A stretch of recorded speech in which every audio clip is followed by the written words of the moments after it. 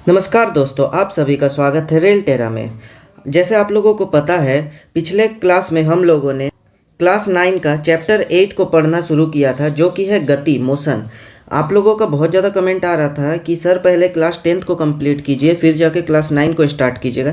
देखिए, ये सोच के मत पढ़िए कि मुझे पहले क्लास 10 पढ़ना है फिर क्लास 9 पढ़ना है। क्यों मैं ऐसा इसलिए बोल रहा हूँ क्योंकि क्लास 9 का जो ये फिजिक्स होता है, ये बहुत ज़्यादा इम्पॉर्टेंट है टेक्नीशियन और एएलपी दोनों के लिए। बहुत ज़्यादा ही इम्पॉर्टेंट है। क्योंकि दोनों में न्यूमेरिकल बहुत ज़्यादा पूछा जाता है। क्लास 10 में आपको ज़्यादा न्यूमेरिकल देखने को नहीं मिलेंगे, सिर्फ एक लेंस चैप्टर है, उसी में थोड़ा बहुत न्यूमेरिकल है, और एक इलेक्ट्रिसिटी का चैप्टर है, बस इसी में थोड़ा बहुत न्यूमेरिकल है। लेकिन न्यूमेरिकल जो है ज़्यादातर आपको क्लास 9 से ही देखने को मिलेंगे। इसलिए मैं अभी इसको स्टार्ट किया हूँ, क्योंकि अगर मान लीजिए मैं बाद में एग्ज़ाम के आसपास अगर क्लास 9 का फिजिक्स को पढ़ाता हूँ, तो आप लोगों को न्यूमेरिकल प्रैक्टिस करने के लिए भी टाइम चाहिए।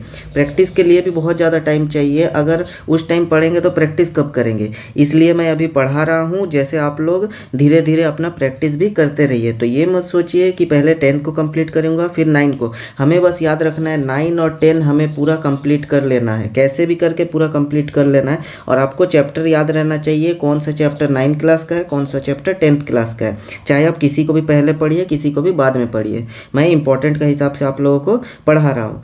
तो पिछले क्लास में मैं जितना बताया हूँ, आज उसका न्यूमेरिकल को करेंगे, क्योंकि मैं पहले ही बताया हूँ फिजिक्स का न्यूमेरिकल बहुत ज़्यादा इंपॉर्टेंट है एएलपी और टेक्नीशियन के लिए। लेकिन उससे पहले अगर आप लोग चैनल पर नए हैं तो चैनल को सब्सक्राइब कीजिए, अपने फ्रेंड के साथ शेयर कीजिए। वीडियो अगर आप लोगों को पसंद आए तो लाइक कीजिए, और कोई भी डाउट हो तो कमेंट करके मुझसे पूछ सकते हैं। दोस्तों, टेक्स्ट बुक लाया आप लोगों के लिए रेस टू सिलेक्शन सेल, जिसमें आप लोगों को ईयरली टेक्स्ट बुक का प्रो पास जो है वो मात्र 527 रुपये में मिलेंगे। बस आप लोगों को रेलटेरा कूपन कोड यूज़ करना है, जिसमें आप लोगों को 12% का डिस्काउंट मिल जाएगा। प्रो पास में याद रखिएगा आपको प्रीवियस ईयर क्वेश्चंस भी मिलते हैं, और अगर नॉर्मल पास लेते हैं तो आप लोगों को प्रीवियस ईयर क्वेश्चन नहीं मिलेगा। नॉर्मल आपको जो टेक्स्ट बुक का सीरीज होता है, टेस्ट सीरीज, बस वही मिलेगा। तो प्रो पास अगर आप लोग लेते हैं तो आप लोगों को प्रीवियस ईयर का क्वेश्चंस भी मिलेगा। याद रखिएगा कूपन कोड यूज़ करना है रेलटेरा। देखिए, आज का हमारा सबसे पहला क्वेश्चन है कि एक किसान 10 मीटर की भुजा वाले एक वर्गाकार खेत की सीमा पर 40 सेकंड में एक चक्कर लगाता है। 2 मिनट 20 सेकंड के बाद किसान के विस्थापन का मापन ज्ञात करें।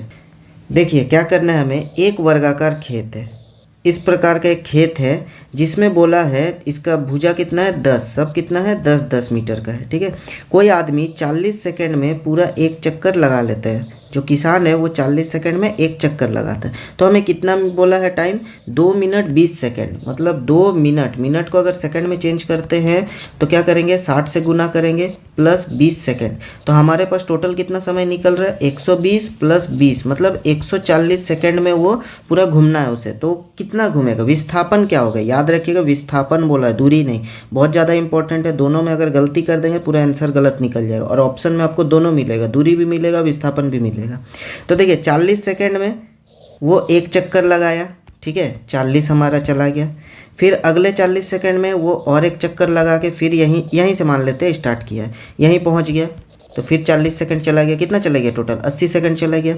फिर एक चक्कर लगाया, फिर 40 चला गया, मतलब 120 सेकंड चला गया। हमारे पास कितना अब बचा, 20 सेकंड। तो 20 सेकंड में कहाँ जाएगा, आधा दूरी तय करेगा। 40 सेकंड में जब पूरा दूरी तय कर रहा था तो 20 सेकंड में कितना, आधा यहाँ तक पहुँचेगा। तो विस्थापन मतलब क्या होता है, कल ही बताया हूँ, विस्थापन मतलब होता है सबसे न्यूनतम दूरी। तो सबसे न्यूनतम दूरी यहाँ से यहाँ तक का क्या है, ए पॉइंट से बी पॉइंट का न्यूनतम दूरी देखिए ये है। ये जो इसका विकर्ण है यही है सबसे न्यूनतम दूरी। तो यही चीज़ को हम लोग को निकालना है। तो आप लोग एक फॉर्मूला पढ़े होंगे जिसे पाइथागोरस फॉर्मूला बोलते हैं। उसमें क्या होता है, एच स्क्वायर बराबर P square plus B square. तो एच देखिए हमें निकालना है, एच इसको कहा जाता है, ये पी हो गया और ये बी हो गया। अब देखिए पी का मान कितना है, 10 का स्क्वायर हो जाएगा, प्लस बी का भी मान 10 है तो 10 का स्क्वायर हो गया। एच स्क्वायर बराबर कितना हो गया, 100 प्लस 100, तो एच स्क्वायर बराबर कितना हो गया 200। एच बराबर कितना होगा, रूट अंडर 200। 200 का हम लोग अगर तोड़ते हैं तो क्या लिख सकते हैं, 2 गुना 10 गुना 10। तो जो डबल रहता है वो बाहर निकल गया, बच गया कितना, √2, मतलब 10√2 इसका आंसर हो जाएगा। 10√2 मीटर, या फिर √2 को आप चेंज कर दीजिए, 10 गुना 1.4 14.2, तो कितना हो जाएगा 14.2 मीटर। इतना आपका हो गया आंसर। ऑप्शन में जैसा आपका ऑप्शन दिया हुआ रहेगा, चाहे ये रहे या फिर ये रहे, आपको वो चीज़ टिक कर देना है। आशा करते हैं आप लोगों को समझ में आया होगा। अब चलिए बढ़ते हैं अगले क्वेश्चन में। एक वस्तु 16 मीटर की दूरी 4 सेकंड में तय करती है और पुनः 16 मीटर की दूरी 2 सेकंड में तय करती है, तो हमें क्या निकालना है? औसत चाल, एवरेज स्पीड निकालना है। तो देखिए औसत चाल, एवरेज स्पीड जो होता है उसका फॉर्मूला क्या बताया हूँ मैं, जो टोटल डिस्टेंस है, दोनों का डिस्टेंस, टोटल डिस्टेंस क्या हो जाएगा? 16 + 16, 2 बार चला है, एक बार 16 गया और फिर एक बार 16 गया, 2 बार 16 चला है, और टोटल टाइम 4 + 2, तो कितना हो गया? 32/6। तो ये देखिए 2 से जाएगा, 2 तिया 6, और ये कितना हो जाएगा? 1 और 6, 16 हो गया। अब इसको भाग देंगे, ये तो कटेगा नहीं, तो इसको भाग देंगे तो कितना हो जाएगा? 5 तिया 15.33 मीटर पर सेकेंड हो जाएगा इसका आंसर। तो देखिए सिंपल सा था, आसान था। ये हमारा पूरा जो न्यूमेरिकल है कंप्लीट हो गया। देखिए हमारा अगला क्वेश्चन है, एक प्रयोग के दौरान अंतरिक्ष यान से एक सिग्नल को पृथ्वी तक पहुंचने में 5 मिनट का समय लगता है। ठीक है, 5 मिनट का समय लगता है। पृथ्वी पर स्थित एक स्टेशन से उस अंतरिक्ष यान की दूरी ज्ञात करना है। क्या निकालना हम लोगों को? दूरी निकालना है। यहाँ सिग्नल का जो चाल है प्रकाश के चाल के बराबर माना गया है। प्रकाश का चाल कितना होता है? 3 × 10⁸ मीटर पर सेकेंड। तो देखिए यहाँ पर दिया है, फॉर्मूला पहले लिख लेते हैं। चाल बराबर दूरी बट्टा समय। हम लोगों को निकालना क्या है? दूरी निकालना है। चाल दिया है 3 × 10⁸, दूरी पता नहीं है, दूरी को लिख देते हैं x, पता नहीं है तो कुछ भी लिख देते हैं, x लिख दिया मान लीजिए। समय जो है यहाँ देखिए मीटर पर सेकेंड लिया गया, सेकेंड, तो इस मिनट को भी हम लोग किस में लेंगे? सेकेंड में लेंगे। तो 5 मिनट, इसको अगर सेकेंड में चेंज करना है तो हम इसे क्या करेंगे? 60 से गुना कर देंगे। तो हमारा कितना हो जाएगा? x बराबर हो जाएगा, ये चला जाएगा ऊपर, इसके पास चला जाएगा, तो कितना हो जाएगा? 3 × 10⁸ × 5 × 60। तो x बराबर सबको गुना कर देते हैं, कितना हो जाएगा? 6 × 5 = 30, 30 तिया 90, 90, और एक जीरो पहले से था, 0 × 10⁸। इसका जीरो को हटाएंगे तो 2 जीरो, ये 2 जीरो इस पे ऐड हो जाएगा, तो कितना हो जाएगा? 9 × 10⁻10 मीटर। दूरी कितना हो जाएगा? 9 × 10⁻10 मीटर हो जाएगा। देखिए अब अगला क्वेश्चन क्या है, यात्रा शुरू करते समय कार का ओडोमीटर 200 किलोमीटर प्रदर्शित करता है, सॉरी 2000 किलोमीटर प्रदर्शित करता है। ओडोमीटर पहले कल बताया हूँ मैं, ओडोमीटर क्या? दूरी को मापता है। जो हमारा जो कार या बाइक में जो दूरी दर्शाता है वो उसे हम लोग ओडोमीटर कहते हैं। प्रदर्शित करता है, और यात्रा समाप्त होने पर 2400 किलोमीटर ये प्रदर्शित करता है। मतलब पहले 2000 था, यात्रा जब ख़त्म हुआ तो कितना हो गया? 2400 हो गया। मतलब हम लोग कुल दूरी कितना चले? 2000 पहले से था, 2000 पहले से था, और अभी हम लोग 2400 हमें दिखा रहा है। तो मतलब हम लोग टोटल अभी फ़िलहाल कितना चले हैं? 400 किलोमीटर हम लोग चल दिए हैं। यदि इस यात्रा में 8 घंटा लगता है तो कार की औसत चाल किलोमीटर प्रति घंटा और मीटर पर सेकंड दोनों में निकालना है। हमें टाइम दिया गया है, समय दिया गया है, कितना लग रहा है? 8 घंटा। देखिए ये किलोमीटर है, यहाँ घंटा है, तो हमें कोई चेंज करना नहीं है क्योंकि किलोमीटर पर आवर ही होता है। तो यहाँ पर चाल बराबर फॉर्मूला हो जाएगा दूरी बट्टा समय। तो दूरी कितना है हमारा? 400 है, और समय कितना लग रहा है? 8 घंटा लग रहा है। 8 × 5 कितना हो जाएगा? 40, मतलब 50 किलोमीटर प्रति घंटा। अब देखिए किलोमीटर पर आवर को अगर हम लोग मीटर पर सेकंड में चेंज करते हैं तो हम क्या करेंगे? इसमें 5/18 से गुना कर देंगे। ऐसा क्यों करते हैं? देखिए बताते रहे एक बार आप लोगों को। 50 जो है क्या है? किलोमीटर है, ठीक है, ये किलोमीटर प्रति घंटा है। किलोमीटर को मीटर में चेंज करने के लिए हम लोग कितना से गुना करेंगे? 1000 से। 1000 से गुना करेंगे तो ये हो जाएगा, मीटर में चेंज हो जाएगा। और घंटा को सेकंड में चेंज करने के लिए हम क्या करेंगे? 60 से गुना किए, ये मिनट में चेंज हो गया, फिर 60 से गुना कर दिए तो ये सेकंड में चेंज हो गया। अगर इसको हम लोग काटते हैं तो ये 5/18 ही आएगा। अगर इस चीज़ को काटा जाएगा 1000/60 × 60 को, तो हमारा 5/18 ही आएगा। इसलिए आप लोग शॉर्ट में इसे याद रखिएगा। देखिए ज़्यादा, किलोमीटर प्रति घंटा ज़्यादा है और मीटर पर सेकंड कम है। जब ज़्यादा से कम में जाएंगे तो कम से ज़्यादा को गुना करेंगे, ठीक है, इस टाइप से याद रखिए।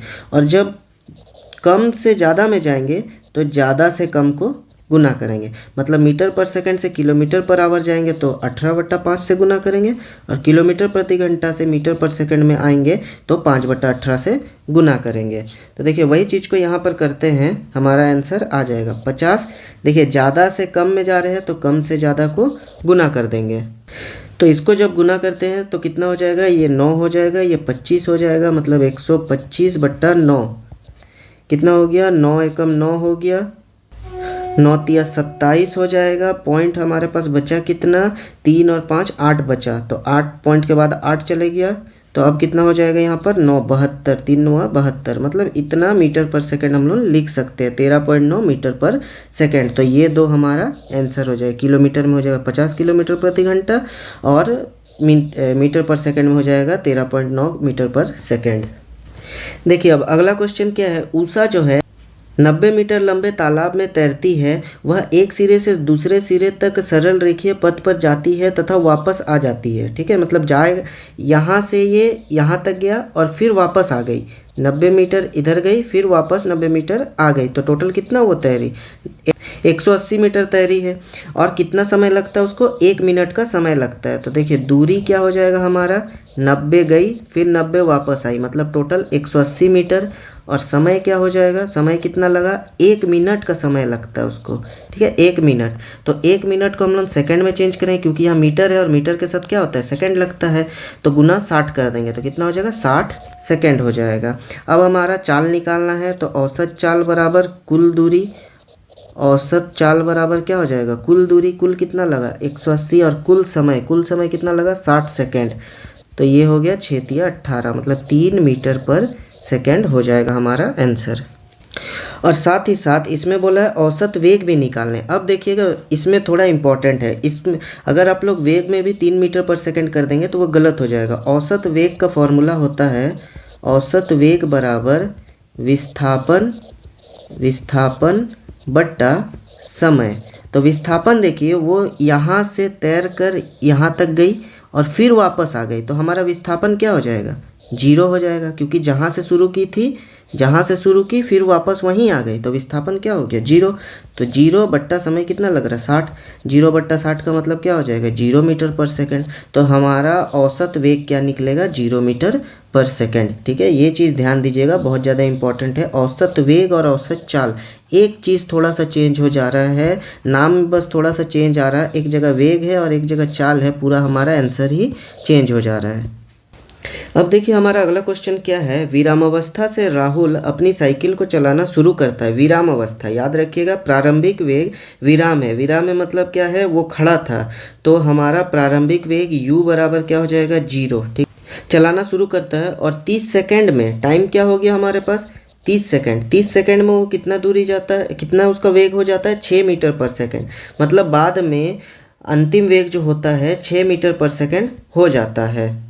वह इस प्रकार से ब्रेक लगाता है। ठीक है, अब वो क्या किया, ब्रेक लगाया कि साइकिल का वेग 5 सेकेंड में, मतलब ये T1 था ये T2 है, 5 सेकेंड में अब इसका वेग कितना हो गया 4 हो गया, मतलब ये 6 से घट कर कितना हो गया 4 हो गया। ठीक है, इस स्थिति में, ये सेकंड वाला स्थिति में, ये फर्स्ट केस है और ये सेकंड केस है। सेकंड केस में देखिए पहले इसका प्रारंभिक वेग कितना था 6 मीटर पर सेकंड था, क्योंकि हम लोग इससे गिनना शुरू किए थे, फिर ये ब्रेक लगाया और इसका अंतिम वेग कितना तक पहुंच गया 4 मीटर पर सेकंड पहुंच गया। तो दोनों स्थिति में बोल रहा है कि इसका त्वरण क्या होगा। तो हम लोग पहले फर्स्ट केस को हम लोग पहले सॉल्व करते हैं। तो देखिए त्वरण बराबर ए बराबर क्या बताया था formula, v minus you by T.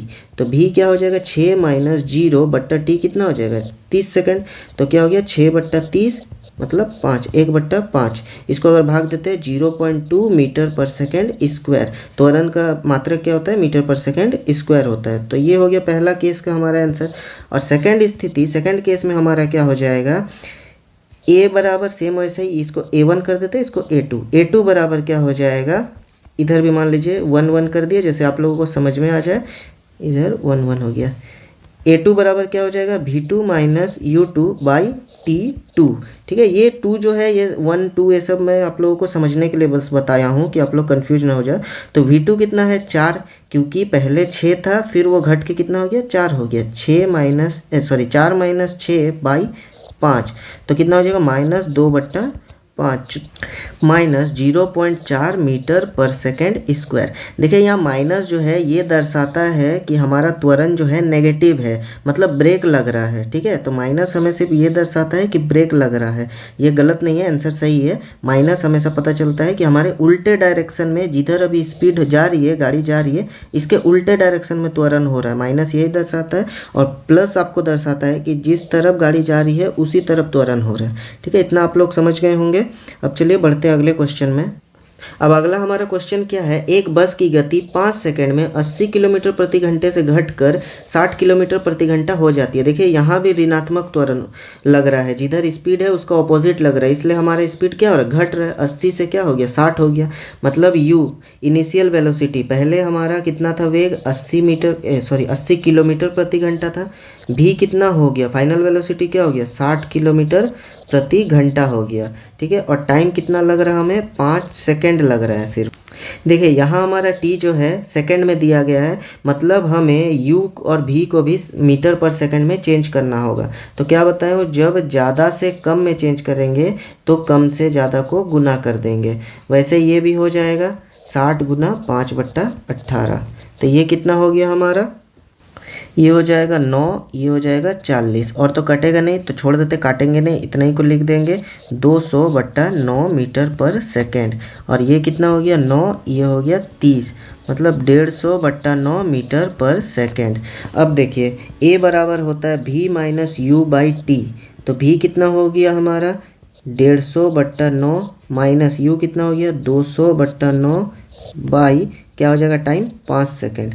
तो देखिए सॉल्व करेंगे, यहाँ आ गया कॉमन 9, एलसीएम आ जाएगा 9, यहाँ हो जाएगा 150 माइनस 200 और बट्टे में 5, तो कितना हो गया ये -50। ये 9 आ जाएगा इधर नीचे, तो बट्टा 9 गुना 5, तो 5 से ये 10 बार में गया, मतलब हमारा क्या आ जाएगा -1.11 ऐसे आते रहेगा। तो -1.1 मीटर पर सेकेंड स्क्वायर, यही हमारा आंसर हो जाएगा। माइनस का मतलब क्या बताया हूँ अभी मैं, माइनस मतलब जिधर स्पीड है गाड़ी का, इसके ऑपोजिट में अगर त्वरण हो रहा है, एक्सेलरेशन हो रहा है, तो उसी में हम लोगों का क्या आएगा, साइन माइनस आएगा। गाड़ी इसमें रुक रही है, इसका स्पीड घट रहा है, इसलिए हमारा इसमें आंसर क्या आया, माइनस आया। अगर गाड़ी का स्पीड बढ़ता तो ये पॉजिटिव आता, प्लस में आता।